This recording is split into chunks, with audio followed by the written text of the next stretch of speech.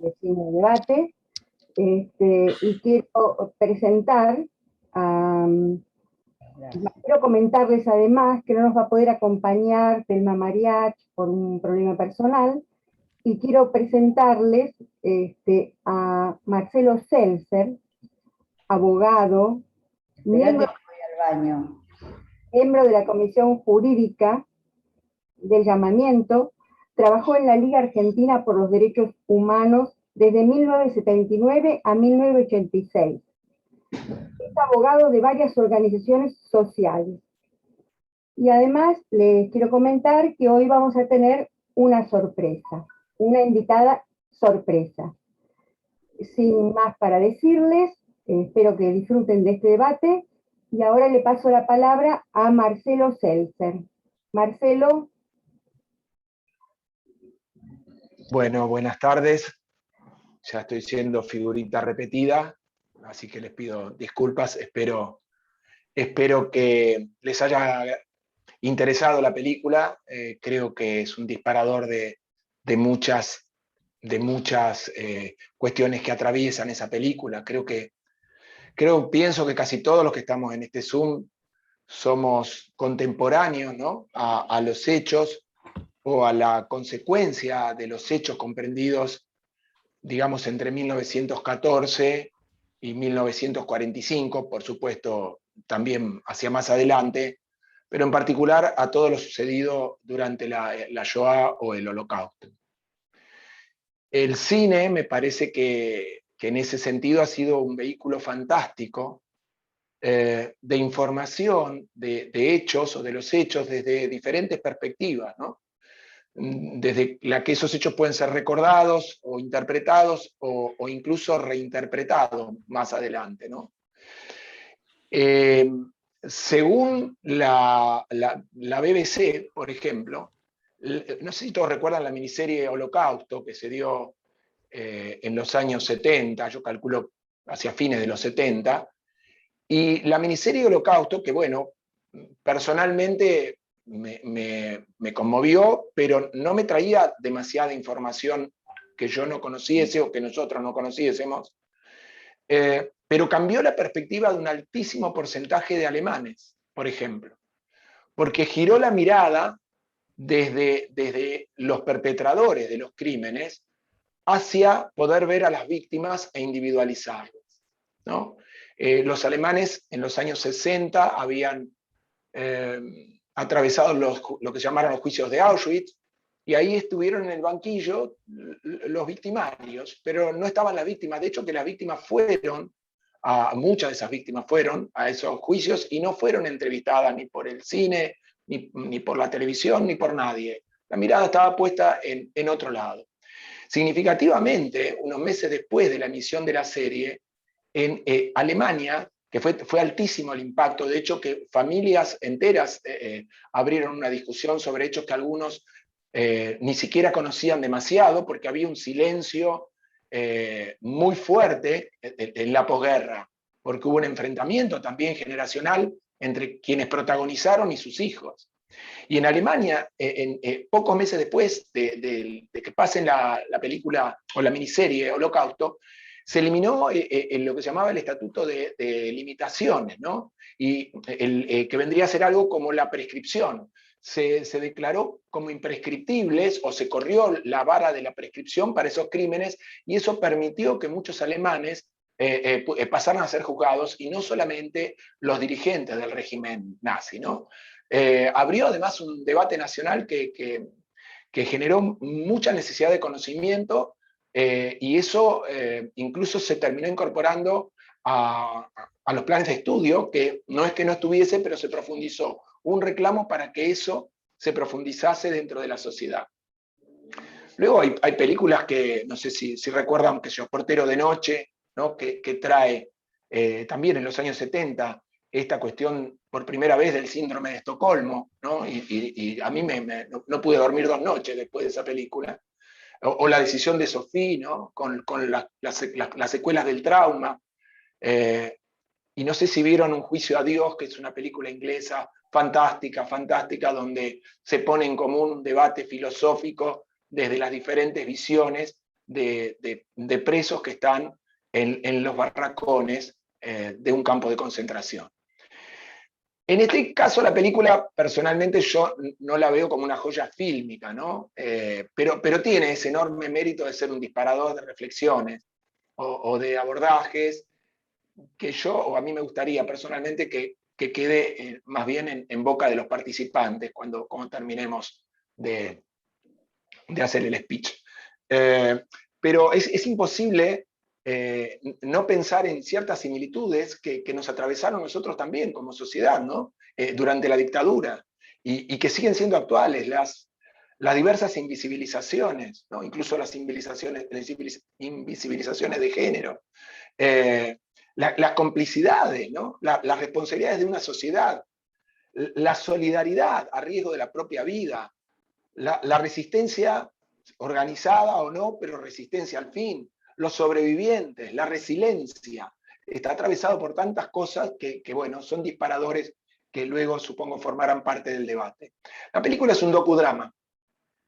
Es interesante, en principio la guionista es una chaqueña, es una argentina chaqueña que vive desde el 2001 en Alemania, y la historia de la película es muy interesante porque el director, Rafle, que también es co-guionista, también es un documentalista y estaba haciendo a principios de los 2000 un documental sobre el Salón Kitty, que era un prostíbulo en el cual además se colocaban micrófonos, cualquier parecido con la realidad argentina, se colocaban micrófonos para luego condicionar a los políticos. Y entonces uno de los empleados, ya bastante mayor del Salón Kitty, le cuenta la historia de una chica judía al que el dueño del Salón Kitty había escondido durante... Y eso le abrió a él, porque ya había un libro de 1982 que hablaba del tema, pero a él le abrió la curiosidad por saber cuántos casos habían habido. Y bueno, luego supimos que hubo como 7.000 casos, de los que sobrevivieron 1.200, lo dice la película, pero es muy interesante, él hizo 20 entrevistas y se quedó con estos 4 casos que probablemente por la épica fueron los más interesantes y los que él decide narrar como ejemplo. Tuvo mucha buena... Primero se estrenó en el Festival Judío de Nueva York, de Cine Judío de Nueva York, y también se estrenó en Alemania y en Israel. En Alemania tuvo mucha repercusión, una vez más, pese a que también tanto Rafle como Annie Levy fueron objeto en las redes sociales de cierta persecución antisemita. La película, bueno, yo tengo formación en leyes y me voy a, no sé, espero tener todavía algo de tiempo, quería hacer una síntesis de las leyes y las medidas adoptadas entre 1933 y 1941, ¿no? Pensemos que esta película arranca en 1941 con las primeras deportaciones de judíos del Reich hacia el este. Todo eso con el propósito de erradicar a los judíos del Reich como diera lugar. Y bueno, con esto les voy a pedir que me disculpen, pero voy a tener una ayuda de memoria porque son muchas las leyes. Me voy a acordar de algunas y otras las voy a mirar así como de costadito. Hitler llega al poder en enero de 1933 en el marco de la República de Weimar. Fue elegido por 14 millones de alemanes. Eso representaba el 37% del padrón y luego fue seguido por los comunistas y por los socialdemócratas. En febrero, el 30 de enero él asume, porque era el inicio de los periodos legislativos en Alemania. En febrero sucede el incendio del Reichstag. Supuestamente a manos de un holandés comunista de 23 años que había llegado hacía pocos días, y se desata una persecución sobre los comunistas inicialmente, y se abre en abril el campo de concentración Dachau, o Dachau, no sé exactamente cómo se pronuncia, Dachau, en donde se encarcelan primero alrededor de 100.000 comunistas. Y luego, ya en junio de ese mismo año, se proscribe al Partido Socialdemócrata, es decir, que queda sin opositores. El incendio del Reichstag además le dio la posibilidad a Hitler de imponer una suerte de estado de sitio y asumir una especie de suma de poder público, donde el poder legislativo ocupaba digamos, un lugar secundario. Voy a leer textual, históricamente, el 1 de abril, es decir, en principio lo que sucede contra los judíos es una fuerte campaña difamatoria, ¿no? Una fuerte propaganda contra los judíos. Sin duda que existía ya un fuerte antisemitismo también en el pueblo alemán. Yo estuve algunas veces en Berlín, recuerdo haber visto en el Museo Judío de Berlín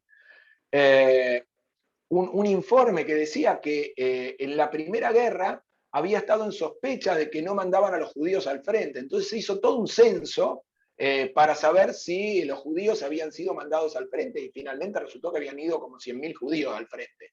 Pero estaba ahí latente el antisemitismo. El 1 de abril se instiga a un boicot contra los comercios judíos. El 8 de abril, estamos hablando del 33, es decir, a 3 meses de haber asumido. El 8 de abril se produce la primera purga de funcionarios no arios, especialmente judíos, indicando que ario es el que desciende de abuelos o padres no arios.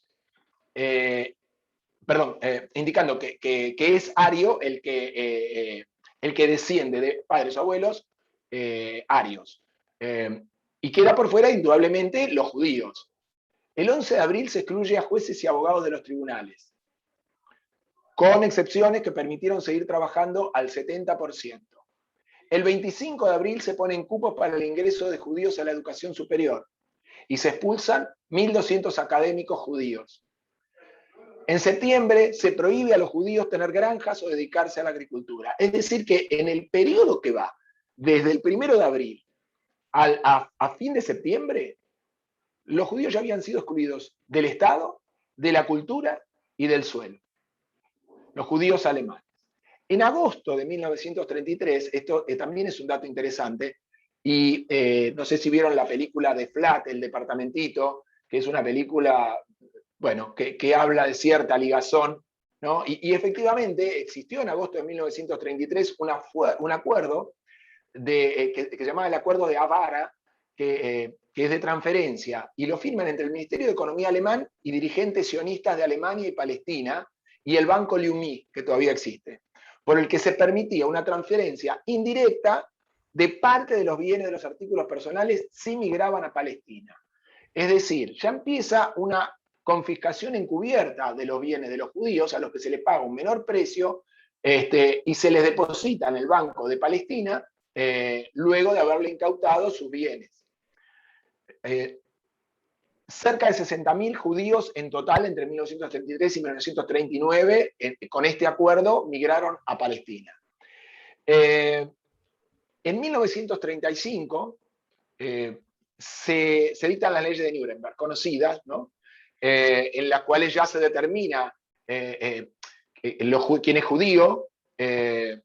Se dice que para ser ario puro hay que tener los padres y los 4 abuelos que tienen que ser arios. El que ya tiene un abuelo judío ya empieza dentro de la categoría de los judíos, y se establecen diferentes categorías dentro de los judíos, las que, bueno, depende de la cantidad de vínculos que uno tenga, era más o menos judío, y con eso tenía más o menos permiso. Se prohíben los casamientos mixtos, e incluso se prohíbe, se castigan, no se prohíbe, se castigan las relaciones sexuales entre alemanes y judíos.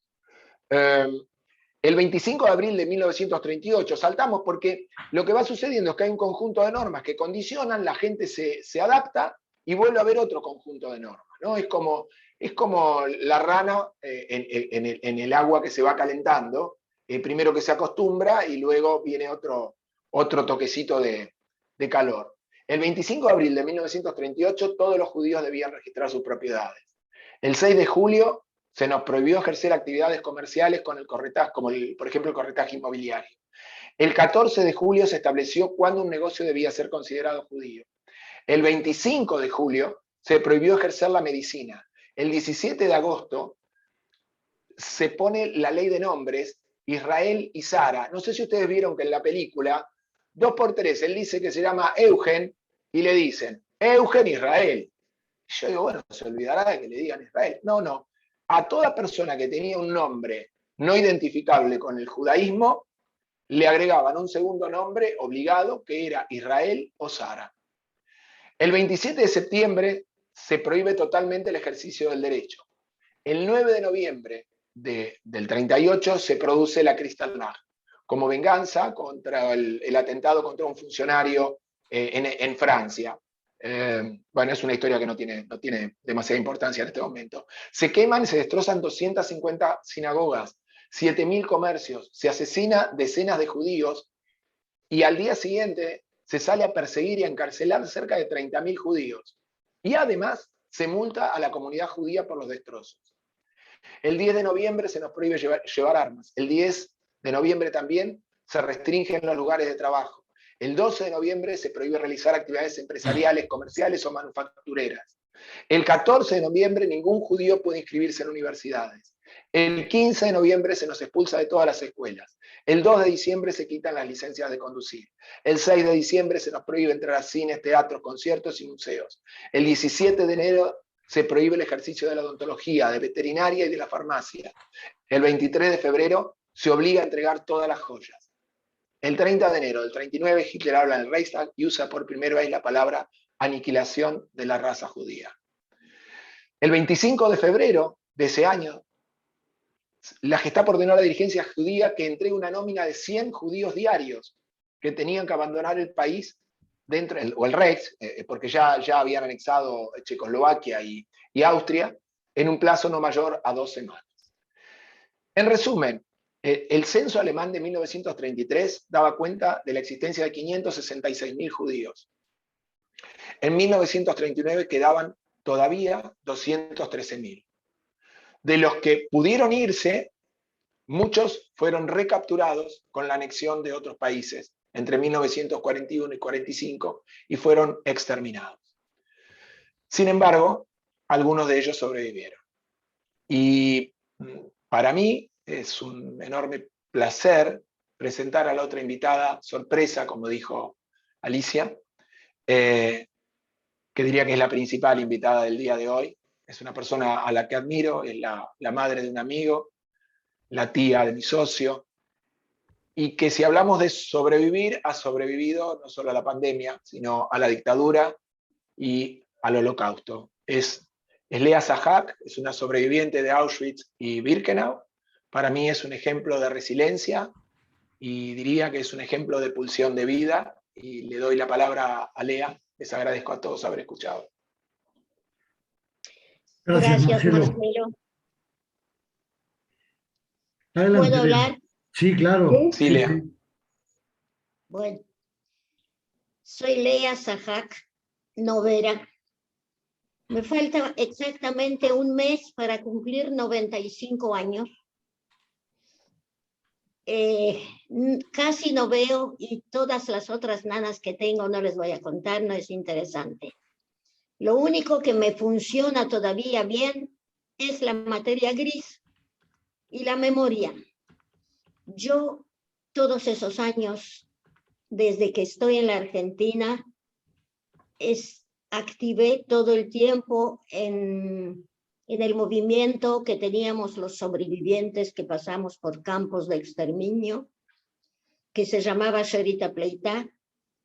Desde que la gente empezó a querer escuchar sobre lo que pasó durante la Shoah, formamos un grupo, no recuerdo cuántos, yo podría, decenas de colegios secundarios, al principio primarios, que yo después dejé de ir, porque no podía ver a los chiquitos de 12, 13 años que tenía que hablarles, llorar, eran más fuertes que yo.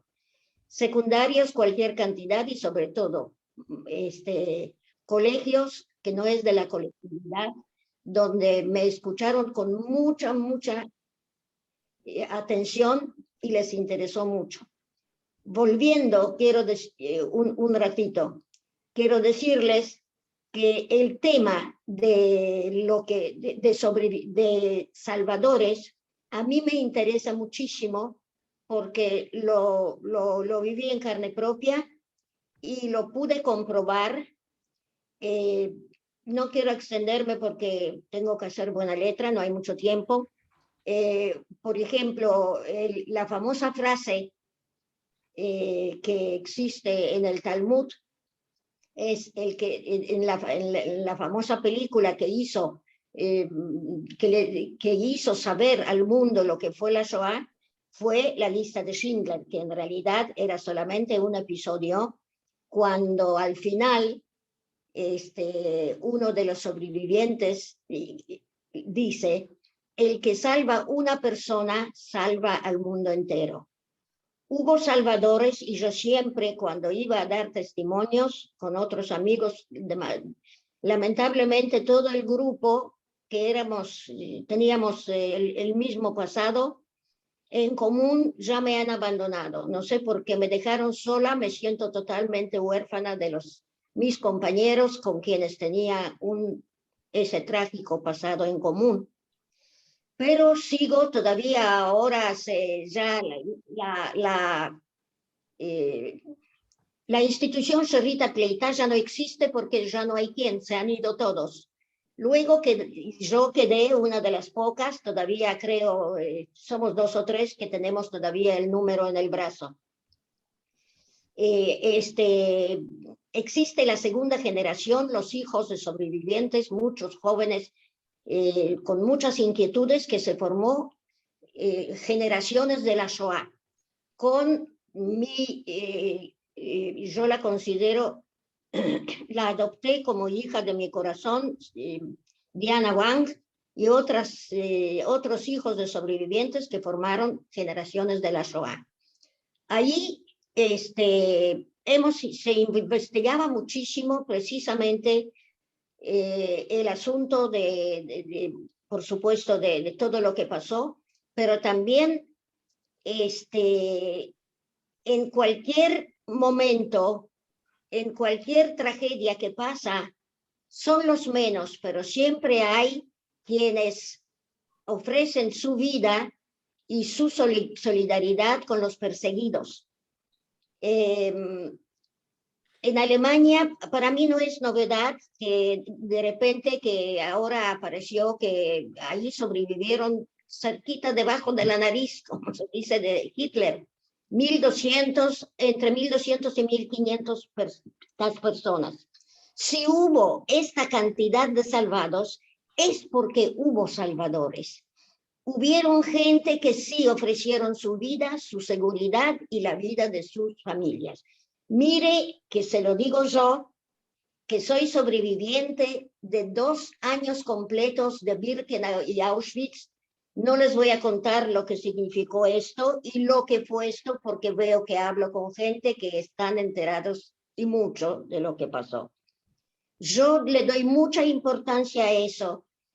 En Polonia, los judíos eran el 10% de la población, porque cuando estalla la Segunda Guerra Mundial, yo justo había terminado primario, yo ya entendía, además, el clima que se vivía los años 35, 36, 37, yo me consideraba adulta, me interesó mucho la Guerra Civil Española. Conocí a un vecino que dejó a su mujer con 2 nenes y se fue a luchar por la República Española, y recuerdo los gritos cuando llegó la noticia que el hombre cayó muerto cerca de Teruel. Todo esto me interesaba y yo siempre estaba entre la gente joven, muy politizada en aquel entonces. Cuando se le entrega a Checoslovaquia, todo esto yo lo viví muy, muy de cerca, como si fuera una adulta, me sentí adulta.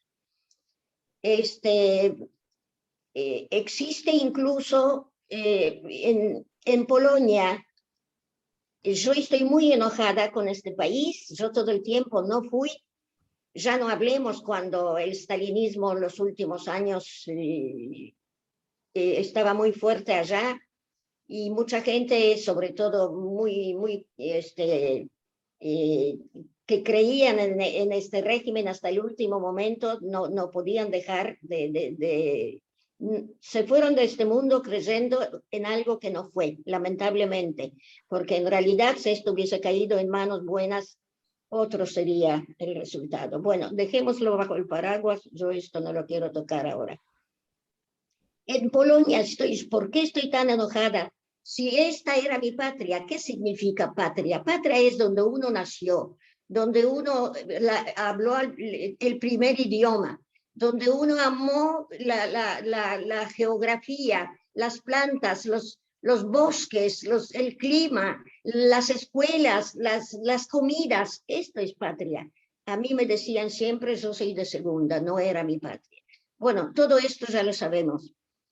Yo quedé enojada, entre otras cosas me fui de allá porque quedé sola de una familia de 80 personas y cuando uno queda sola busca algún pariente con quien engancharse. Toda mi historia ahora no se lo voy a contar porque es muy larga, pero yo considero, no todos tienen esa valentía de exponer su vida para ayudar a otro. El miedo paraliza. Yo no exijo a nadie que brinde su vida por mí, pero sí mi enojo es que si los polacos no hubiesen delatado, si no hubiesen mostrado con el dedo allí hay uno que se esconde, hubiesen sobrevivido muchos más. Los que huyeron a los bosques tuvieron que luchar no solamente contra los esbirros de la Gestapo que se acercaban a los bosques para buscar a los partisanos. Tenían que luchar y cuidarse contra los polacos, bielorrusos, sobre todo ucranianos, que ya los llevan en la sangre desde la época de mis abuelos, cuando yo no había nacido, porque yo llevo el nombre de mi abuela muerta, yo no la conocí por parte de mi padre. Los grandes pogroms en Ucrania, en Rumania, sobre los vagones que nos llevaban del gueto, ya el último viaje, los vagones para ganado que nos llevaban a Auschwitz, a Birkenau, estaban sentados los colaboradores ucranianos y lituanos sobre los techos, y si alguien tenía posibilidad de escaparse, lo ametrallaban. Era terrible el antisemitismo y todo lo demás. Con todo esto, hubo pocos, es verdad, tuvieron que haber habido muchos más, pero si hubo sobrevivientes que no solamente, yo no me refiero a los que sobrevivieron como yo, aguantando todo esto, incluso la marcha de la muerte, y no sé, no fui la más fuerte ni la más inteligente, no sé, el destino quiso que yo quedara con vida. Pero los que se escondían en los bosques, para los que algunos campesinos, si lo hicieron por plata, si lo hicieron, yo no lo veo mal, porque ellos exponían su vida y la vida de los suyos, pero ellos, los campesinos, también tenían que luchar contra los vecinos, tenían que cuidarse mucho para no ser delatados. Con todo esto, nosotros cuando hace varios años atrás, hasta que ahora, nosotros todos ahora estamos reunidos en el museo que se reconstruyó. Felizmente conseguimos un sponsor que económicamente apoyó mucho, y ahora generaciones de la Shoah y el museo e incluso la institución Tzedakah de ayuda a los sobrevivientes, todos se concentran ahora en aquel edificio, y entre paréntesis recomiendo que vayan a conocer el nuevo museo. Porque sobre todo quiero subrayar que vayan a conocerlo, porque allá hay una pared de salvadores. Nosotros cuando estábamos de fotos de salvadores, y cada foto tiene su historia. Si hay todos esos salvadores aparecieron en fotos y su historia porque hicieron sobrevivir a personas exponiendo su vida y la vida de los suyos. Y esto hay que reconocerlo. Y por eso en el museo hay una enorme pared con las fotos cada foto fue entregada por algunos sobrevivientes. Y entonces dimos mucha importancia.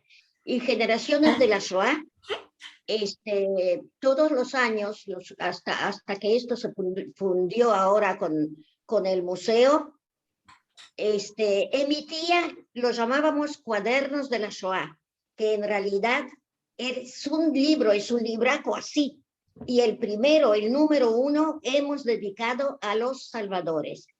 Cada página, cada artículo está hecho por sobrevivientes, por gente que lo vivieron en carne propia.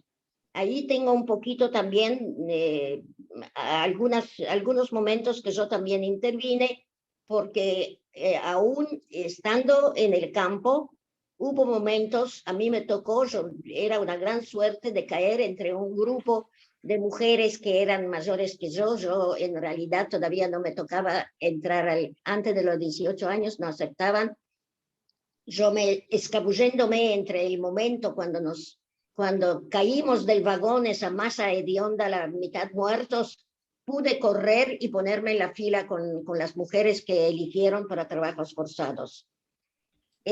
Tuve la suerte de dar con un grupo, luego de selecciones, de tatuarnos el brazo, de quedarme sin nombre ni apellido, quedé reducida a un número, etcétera, etcétera. Cuando me otorgaron ya la barraca, tuve la suerte de dar con un grupo de mujeres que vinieron de Francia y de Bélgica, mujeres mayores que yo, que ya activaban en partidos antes de la guerra, que pertenecían a un grupo de partidos de izquierda, y ellas como se dice, me tomaron bajo su ala, porque yo se dieron cuenta que a mí me interesaba y yo era la más chiquita de ellas, y me contaron, me dieron la mano en momentos muy difíciles, y esto también era una especie de salvación. Yo hace como 50 años atrás leí un libro me olvidé el nombre de él, el apellido Streper, que se llama La Orquesta Roja. A lo mejor alguno de ustedes pudo leerlo, es un libro sumamente interesante. En el mismísimo Berlín hubo un movimiento de espionaje y contraespionaje.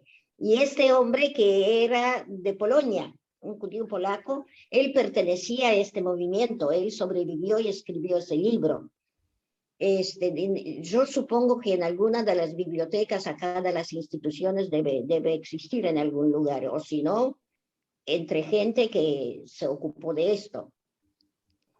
Yo considero que por más, siempre los que se exponen y los que no tienen miedo son los menos, porque el miedo paraliza. Y más de una vez yo me pregunté a mí misma, ¿cómo sería, si sería al revés? ¿Qué haría yo? No sé, yo tendría que vivir ese momento para darme cuenta. Supongo que no me hubiese quedado pasiva, pero yo reconozco y valoro muchísimo a los salvadores. Y en Polonia misma, por más que eran delatores y todo lo que quieran, hubo sobrevivientes, y si hubo sobrevivientes, porque hubo salvadores. Yo le doy mucha importancia a esto. Incluso en Berlín, lo mismo. Es verdad lo que pasó. Yo lo escuché de boca de varios, incluso hace poco me vino a visitar para hacerme un reportaje una periodista alemana joven, nacida después de la guerra. Ella trabaja ya en la radio, en una de las radios, y ella no sabía hasta hace poco, pero cuando se casó y eligió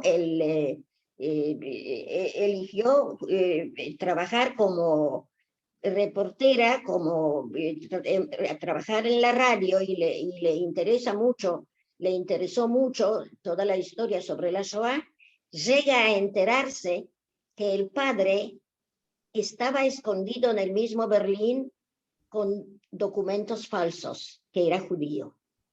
Y a ella todavía con más razón le interesó, vino a la Argentina porque también hacer acá, porque sabía que todavía hay algunos sobrevivientes de Alemania, y se fue a pedir gente al museo, y directamente la mandaron a mí porque me conocen que yo integraba la Comisión de Cultura allá, además para dar testimonios. No cualquiera hay mucha gente que es demasiado débil y no puede contar todo lo que nos pasó, y yo me propuse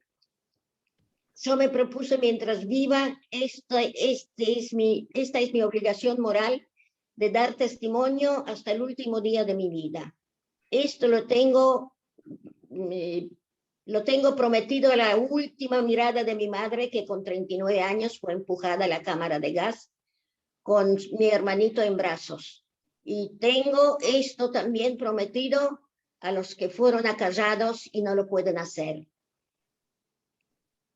Hubo una mujer muy especial que voy a mencionar, y esa figura, esa polaca, una mujer polaca que expuso su vida, que trabajaba en aquel entonces cuando Polonia estaba ocupada por los nazis, que podía entrar en el gueto, y ella hablaba con las madres. Ella formó una organización fuera del gueto, y muchos padres le dieron a los hijos, y ella los ubicaba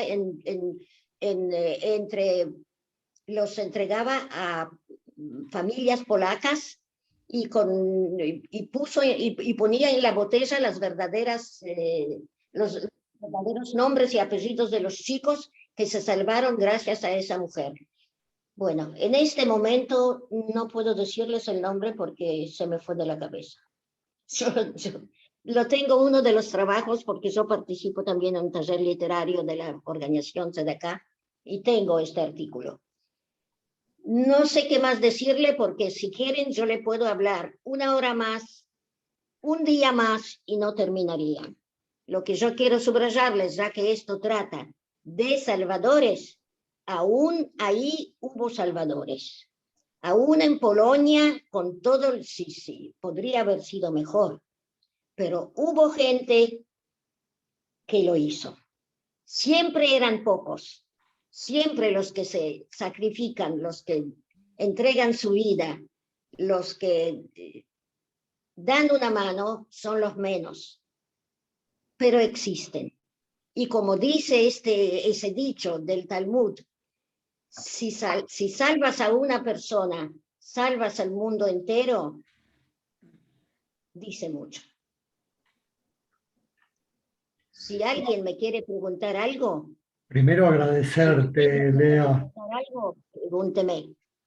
Primero agradecerte infinitamente tu memoria, tu lucidez, tu valentía. Creo que un aplauso es poco para retribuir Gracias. Todo lo que nos estás transmitiendo. Realmente es algo maravilloso que te hayas tratado de transformar en la memoria de toda una generación que sufrió el espanto de ese tiempo, que también lo vemos nosotros reflejado un poco, pero mínimamente, en lo que fue la terrible dictadura de Videla y algunos más, donde hubo hechos que se sucedieron.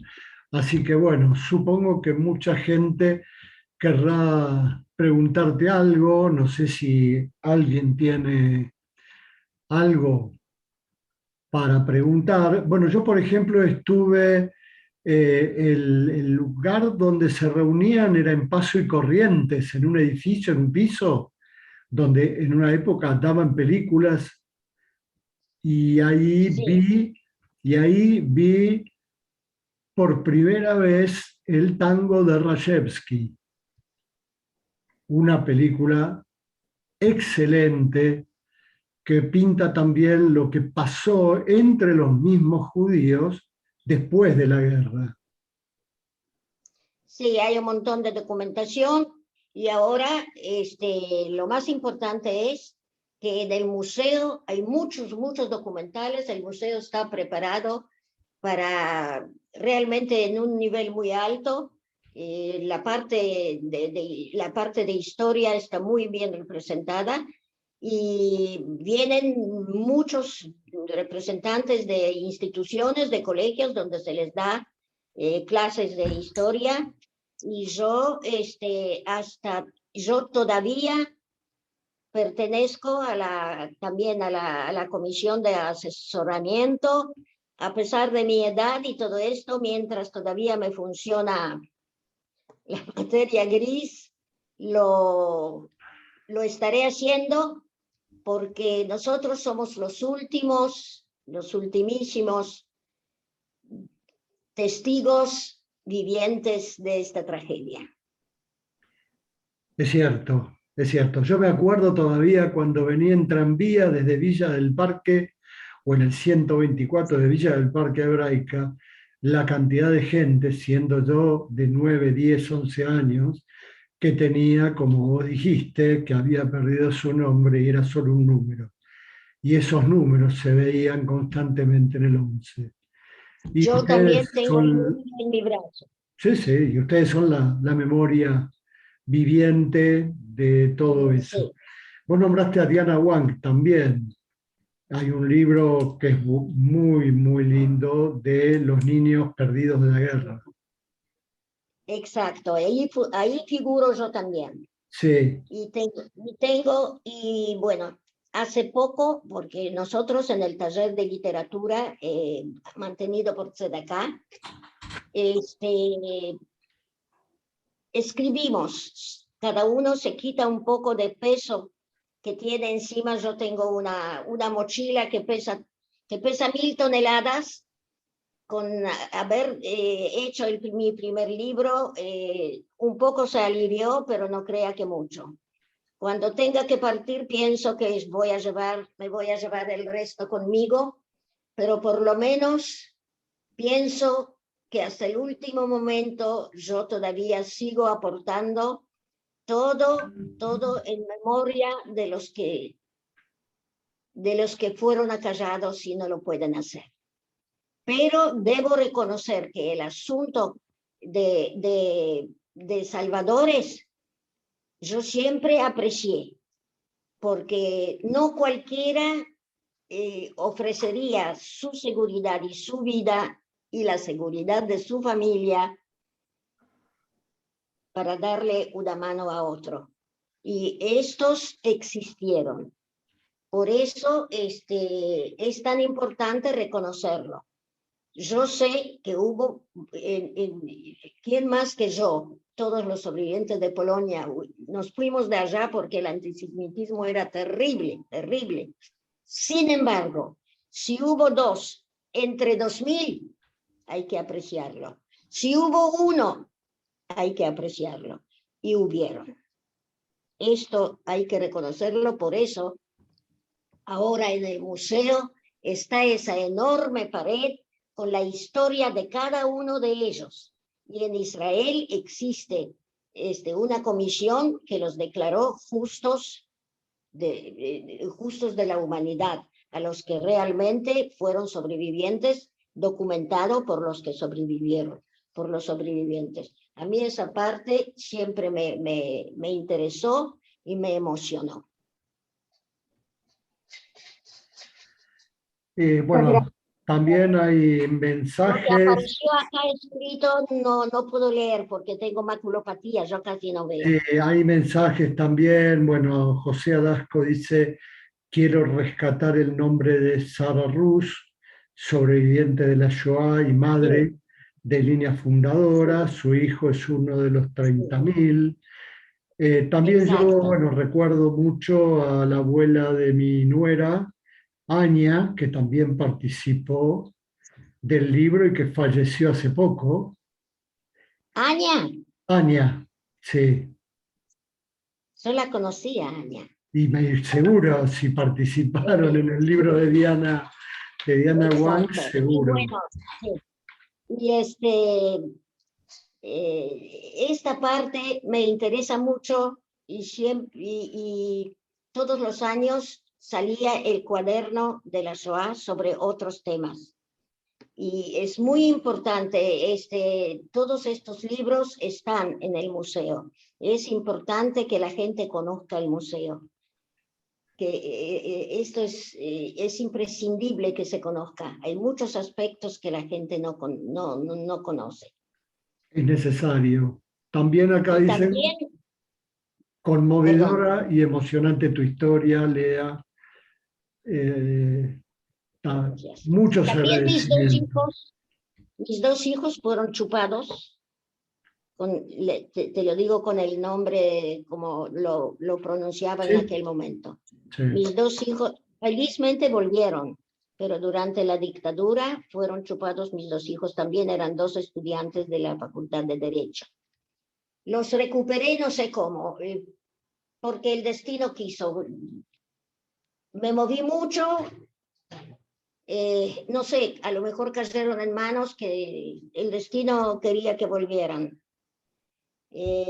Marcelo conoce a mi hijo menor, mi hijo mayor desgraciadamente ya no está, falleció, y yo moví cielo y tierra, en aquel entonces sí perdí el miedo.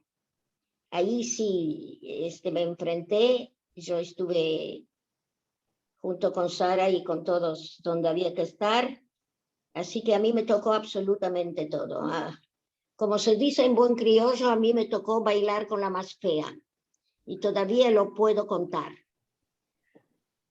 Bueno, tengamos esperanza que el futuro del mundo será mejor, por lo menos déjenme soñar. A lo mejor en el futuro el mundo habrá aprendido de lo que pasó. Y mientras yo pueda, aportaré mi granito de arena, a pesar de que voy a cumplir 95 años. La verdad que yo ni misma lo creo. Es Pero admirable. parece que sí. Parece que sí, porque así dicen los papeles. Es admirable. Liliana Figman dice conmovedora y emocionante. Gracias, Lea, por tu testimonio. Catalina Frey, lo mismo. Muchísimas gracias, Lea. Bueno, son innumerables. Mirta Freiber, lo mismo. Enorme y muy fuerte abrazo a Lea. Gracias, Lea. Te agradezco siempre. Raquel Sui. Eso lo dice Carlos Oscar Lerner. Bueno, son todos mensajes de agradecimiento y admiración, porque lo tuyo es algo maravilloso. Gracias. Y bueno, Laura Moin dice, le has triunfado porque nosotros estamos acá, por mujeres como ustedes, por hombres como ustedes, como hombres y mujeres como que atravesaron toda esa época, es porque todavía estamos aquí. Realmente es emocionante. Yo no puedo seguir hablando. Gracias. Gracias. Marcelo, ¿algo para decir? Alicia, ¿algo para decir? Yo puedo agradecer enormemente a Lea por acompañarnos, por estar con nosotros, por brindarnos su testimonio tan emocionante, por su valentía, por todo lo que nos transmitió. Gracias a ustedes. Bueno, Marcelo. No, yo a Lea ya la conozco, me emociona cada vez. Y con franqueza, a veces cuando uno tiene esos malos momentos, digo, no, hay que ver a Lea y su pulsión de vida, hay que ver a Lea y su resiliencia, porque para mí es un aprendizaje, cada vez que la escucho, vuelvo a aprender y vuelvo por ese mismo camino. No, yo quería preguntar si alguien además no tenía opinión sobre la película, que seguramente algunos habrán pensado algo y lo quiere volcar. Ahí ya están pidiendo la palabra, Marcel. Así que cuando vos termines, Dale. empieza. No, yo quiero escuchar, ya está, yo quiero escuchar a la gente. Bien, Catalina, te reactivo el audio. Epa, ¿no lo puedo reactivar? ¿Te podés activar el audio vos, Catalina?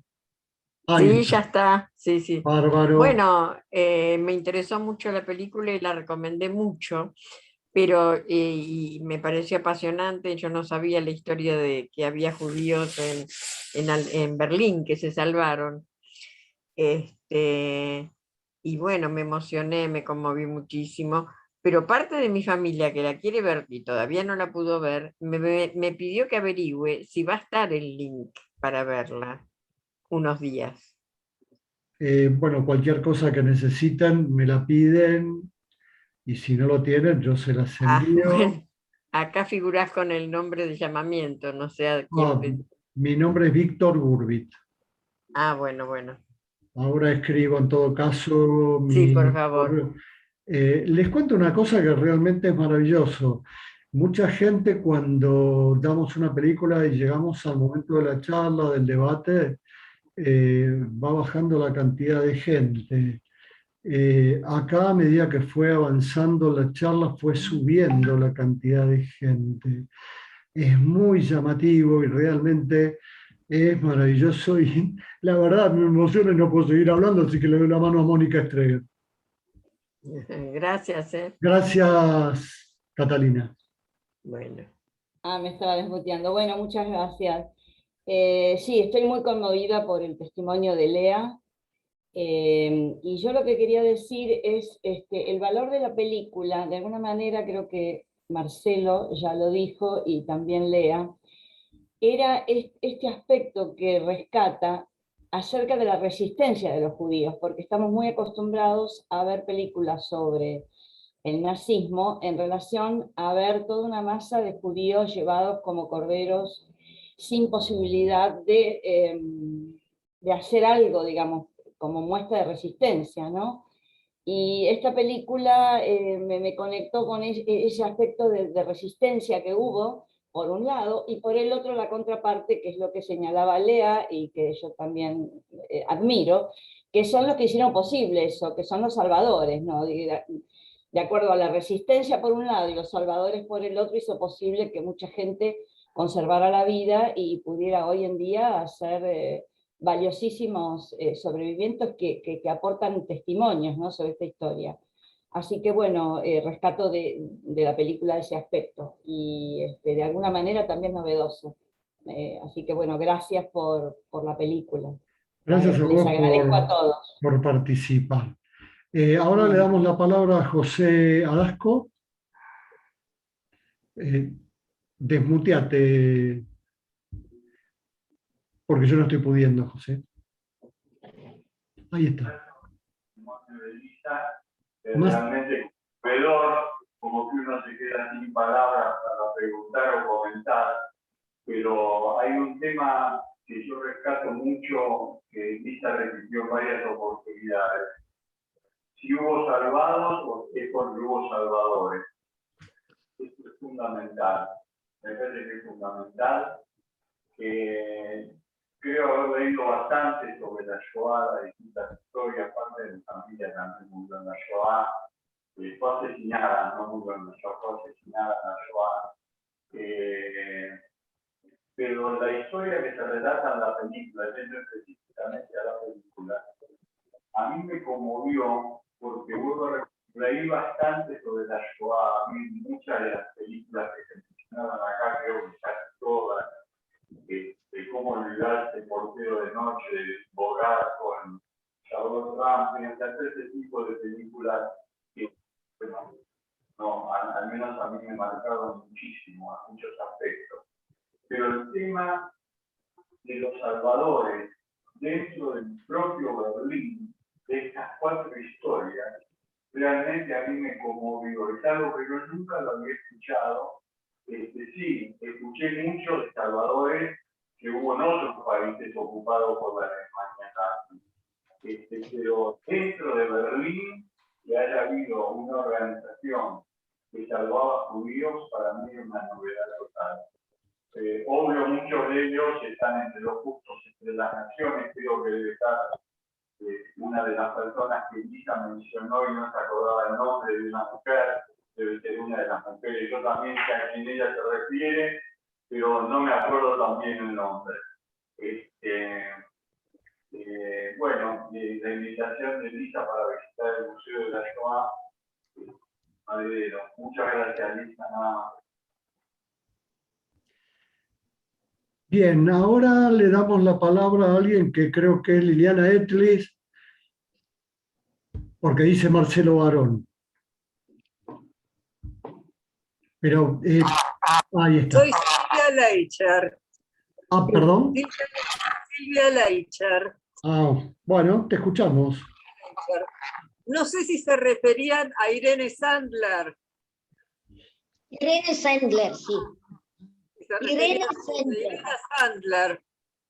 Bueno, respecto al tema de los salvadores en Polonia, yo soy hija de gente que sobrevivió porque vino antes.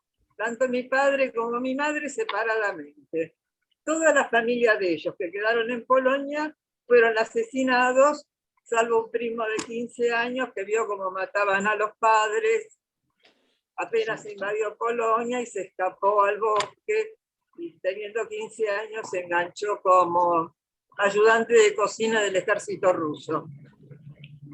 Pero volviendo al tema de los salvadores, lo que yo sé es que el intendente o algo así de la ciudad o pueblo de donde venía mi papá no quiso entregar a los judíos de su área a los nazis. Fue un salvador, pero no salvó pobre a nadie, fue ejecutado. Las hijas lograron venir a la Argentina y se encontraron con mi padre y con la hermana de él, y bueno, fueron amigos durante un tiempo, pero sí hubo, aún entre los polacos y polacos funcionarios, gente que intentó defender a los judíos. Bueno, eso en un sentido.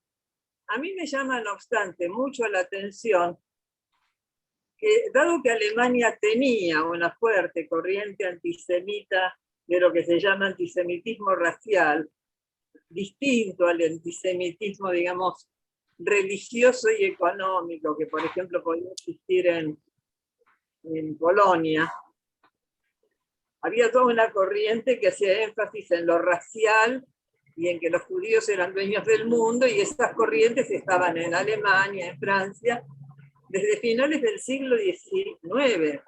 Tan es así que Engels decía que el antisemitismo era el socialismo de los imbéciles. Eso está escrito por Engels, no lo inventé yo.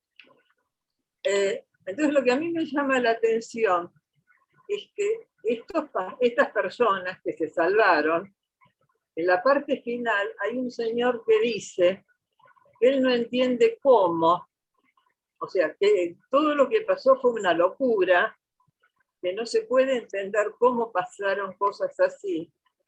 Y lo que a mí me preocupa mucho es que si el mundo no entiende cómo pasaron cosas así, y cómo en medidas tal vez diferentes siguieron y siguen pasando cosas monstruosas, no van a dejar de suceder. O sea, creo que el objetivo fundamental de estos encuentros, además de mantener la memoria de todo lo que ha pasado en Europa, en la Argentina, es el de que no vuelva a ocurrir ni acá.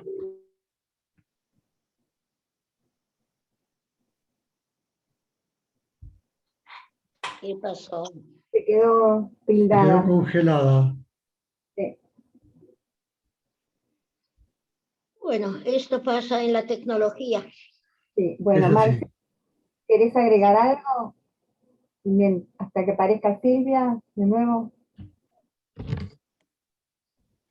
Y no, me parece muy importante que nos incite de alguna manera Lea a visitar el museo, y Sí, cosa que muchos no hicimos todavía y que tenemos que hacerlo, porque todos leímos, todos tuvimos, falta.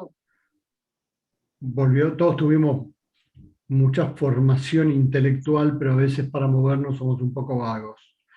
Y tenemos que aprovechar el ejemplo de Lea, que tiene un espíritu, una valentía y una fuerza que nos tiene que contagiar. Y creo que esa es su misión más importante, la transmisión de la memoria y contagiarnos a todos nosotros de esa valentía y esa fuerza que tiene para seguir adelante. Gracias. Alicia. Sí. Yo lo que quería comentar es que esta película, primero, bueno, vuelvo a decir que me conmovió mucho el testimonio de Lea, y cuando vi la película, volviendo a la película, para mí fue un disparador impresionante, porque inclusive el título, Los Invisibles, y a mí me surgió también Los Invisibilizados. Empecé a tener todos los días una imagen distinta de distintas invisibilizaciones o distintos invisibilizados. Inclusive, yo no sé si viene al caso, pero la noticia de ayer del asesinato de este chico Lucas, que si no hubiera sido visibilizado por la gente y después lo tomaron los medios, hubiera sido invisibilizado, como tantos otros casos iguales. Creo que la película es un disparador enorme para muchos temas que tienen que ver con esto, ¿no? Y que, como dijo Silvia antes, esto es algo que sigue sucediendo en distintos ámbitos, en distintos países, y que realmente tenemos que seguir enfrentándolo y tratando de hacer visible todo esto.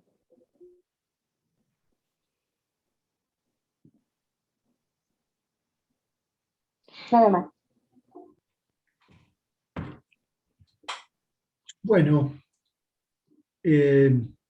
No, yo quería agregar algo más, Víctor, pero sí. No, nada, las cosas que a mí me pasó con la película, que me dejó, además me abrió muchos interrogantes y mucha avidez por conocer algunos datos de los que carezco, y que bueno, que hoy mucha de esa información está a disposición, ¿no? ¿Cómo ha sido el tránsito de una Alemania desde la República de Weimar hasta la actualidad, ¿no? Es decir, ¿qué pasa con las nuevas generaciones? ¿Qué ha pasado con la... me tocó estar 5 o 6 veces en Berlín, y en diferentes momentos ir viendo también cómo diría, el tipo ese de persona estructurada, compleja, que pudo haber sido fruto del positivismo alemán incluso. No sé si ustedes vieron, hay una película que yo recomiendo que se llama El Veredicto.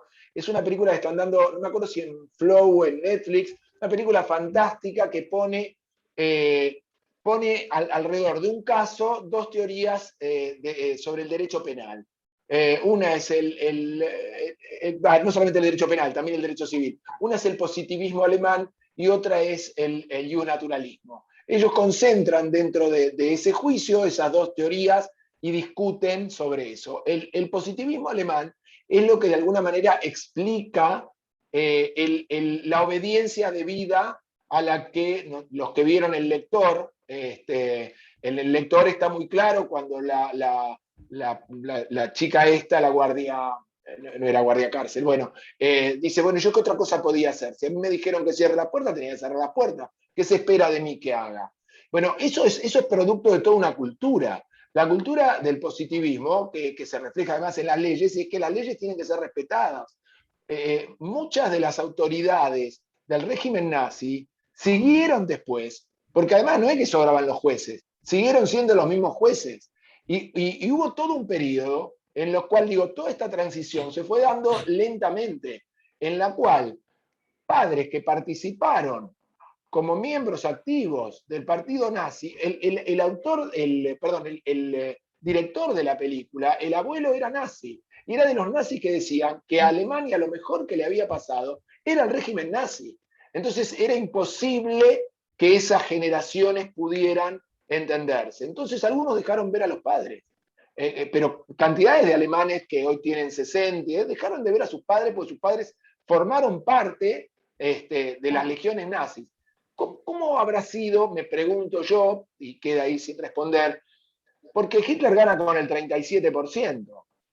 Y luego, cuando se hace el Anklaus, es decir, la anexión de Austria, hay un plebiscito y ganan prácticamente con el 98,8%. Entonces, ¿cómo se fue dando, cómo habrá sido la vida en ese régimen? ¿Cuántos habrán actuado por temor, por terror, por convicción? ¿Cuántos, a partir de la parálisis que genera el temor, no ayudaron o fueron cómplices silenciosos o negaron? ¿Cuánto negacionismo sigue habiendo en las generaciones siguientes? Porque recién en los años 60, 70, sí. Andar redondeando, por favor, porque nada más, digo esto nada más. Recién en los años 60 o 70 empieza de alguna manera a volver a hablarse del Holocausto en Alemania. Pasaron 20 años en los cuales hubo un silencio importante. Nada más, perdón. Muchas gracias, Marcelo. Vamos ya a ir cerrando. Si alguien quiere hacer una pregunta más, bienvenido. Si nadie propone nada, lo único que quiero recordar con respecto a lo que vos decías recién, Marce, es en la película que vos recomendaste de Flat, que es El Piso. No, acá se estrenó, se vendió como El Cuarto, pero en realidad el nombre es El Piso. Hay un claro ejemplo también del colaboracionismo entre lo que nombraron antes también de los nazis que ayudaban a los judíos a irse a Palestina, e incluso ahí se cuenta de una pareja que acompañó, una pareja de nazis, que fue, en algún momento dijeron que era el maestro de Eichmann, y después dijeron que era un subordinado, y se siguieron viendo después de la guerra inclusive. Dicho esto, yo me despido saludando a todos, especialmente a Lea. Fue algo maravilloso realmente escucharte. Bueno, repito todo lo que ya dije antes. Gracias. Muchas gracias y le paso la palabra a Alicia ya para el cierre. Bueno, muchas gracias Marcelo, muchas gracias Lea, muchas gracias a todos los que nos acompañaron hoy, de corazón. Les quiero comentar que, por supuesto, bueno, el miércoles Pares va de nuevo a haber, valga la redundancia, Pares, y el 1 de diciembre va a ser, en conversaciones de llamamiento, va a ser la presentación del libro de Lina Malamud, el 1 de diciembre a las 19 horas. Ya les va a llegar el flyer para que se puedan inscribir. Van a estar Josami, Gabriel Lerman, Jorge Elban y por supuesto Lina Malamud. Sin más que esto, los vuelvo a saludar y nos veremos. Le damos la palabra a Lea para que se despida también. Gracias. ¿Algo para agregar, Lea?